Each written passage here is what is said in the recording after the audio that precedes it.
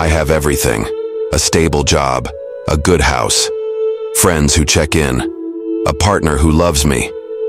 And yet, every morning, I wake up with a strange heaviness in my chest.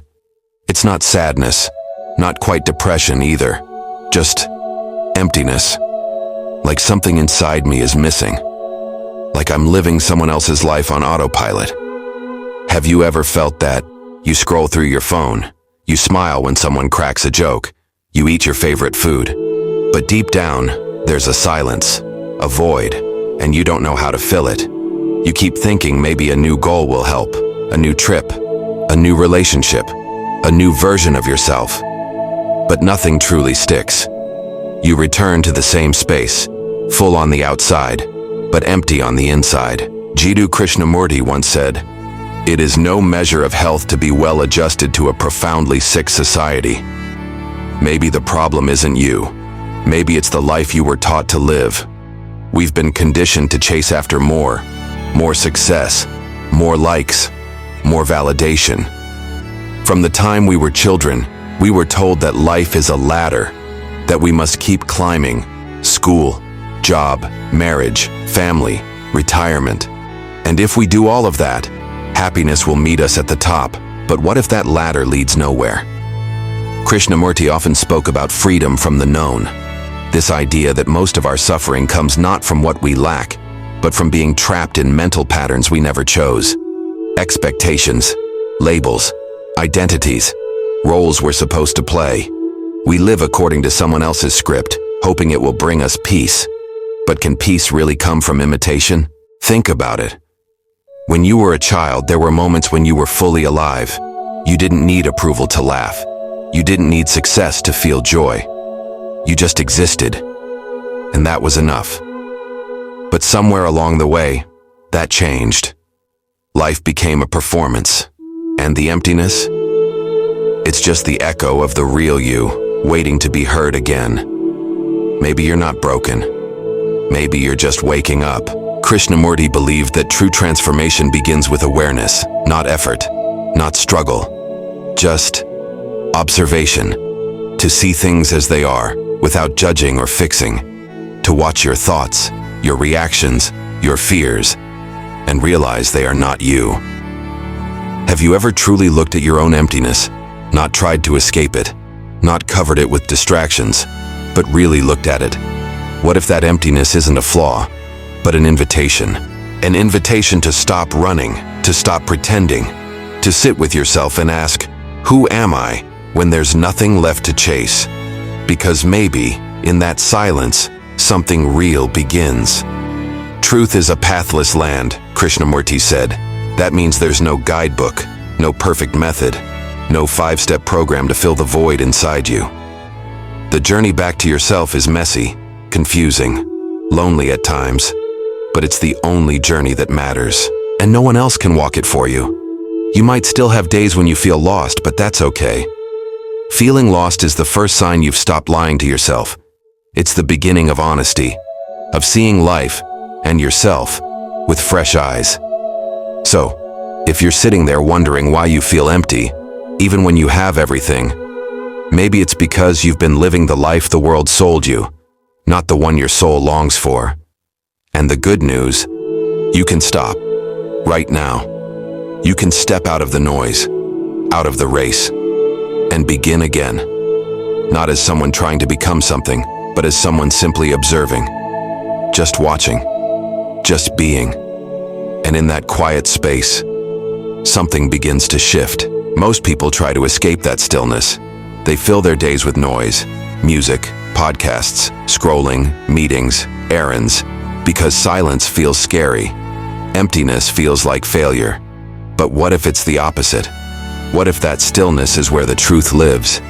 You see, the mind always wants to fix, to solve, to achieve. But the heart, it just wants to understand, to sit with the moment, to feel fully, even if it's uncomfortable. Krishnamurti often asked, can you observe yourself without judgment? Not as a critic, not as a fixer, but as a witness. Can you look at your anxiety, your loneliness, your craving for meaning, without calling it good or bad? Just watch it, gently, like watching clouds drift across the sky. You begin to realize you are not your thoughts. You are not your emotions. You are the awareness behind them. And in that awareness, something begins to soften. The hunger to be someone fades. The pressure to find a purpose eases. And you're left with something simple: presence. The emptiness you feared becomes space. Space to breathe, to feel, to be. It's not that the job, the house, the relationship were meaningless. It's that you were looking to them to complete you. But no thing, no person, can fill a space that only your own awareness can hold. We've been trained to believe fulfillment is a destination, that once we tick all the boxes, we'll arrive. But real fulfillment isn't found at the end of the road. It's found in this moment, when the mind stops searching and the heart simply listens. You might be wondering, but what do I do with this emptiness? Nothing. And that's the hardest part. We're so used to reacting, to fixing. But Krishnamurti's teaching was radical. He believed that understanding comes not through doing, but through seeing.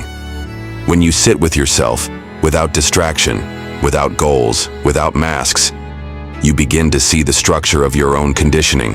You see how you've been shaped by society, by fear, by comparison. You see the voice in your head that says, "You're not enough." And slowly, by just seeing it, the voice begins to lose its power. Because truth doesn't need force. It only needs light. And you are that light. You are not empty because something is wrong with you. You are empty because you are waking up from the illusion that anything outside of you can complete you. And that's not a breakdown. That's a breakthrough. So the next time you feel that hollow space inside, don't run. Don't numb it. Don't scroll past it. Just breathe. Just notice. Just be with it. As if it were an old friend trying to tell you something important. And it is. It's telling you, you are not your roles. You are not your possessions. You are not your accomplishments. You are something far more vast, more quiet, more free. And the more you listen, the more alive you become. There is no final answer to life's meaning. No one-size-fits-all truth. But in your own stillness, in your own observation, you begin to uncover your own understanding. One moment at a time. And perhaps, just perhaps, that's enough. Maybe for the first time you stop asking, "What should I do with my life?" And instead you ask, "Who is the one asking?" That shift seems small, but it changes everything. Because the question isn't about creating a better version of yourself.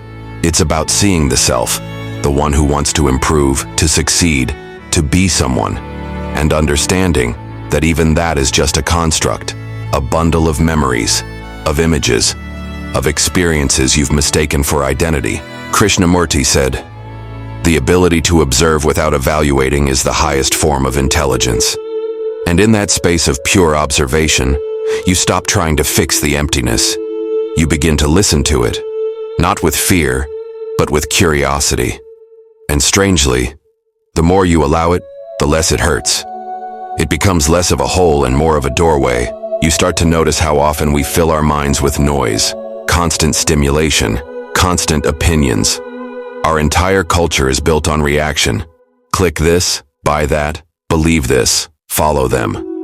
We are rarely taught to be still, to be silent, to simply watch ourselves.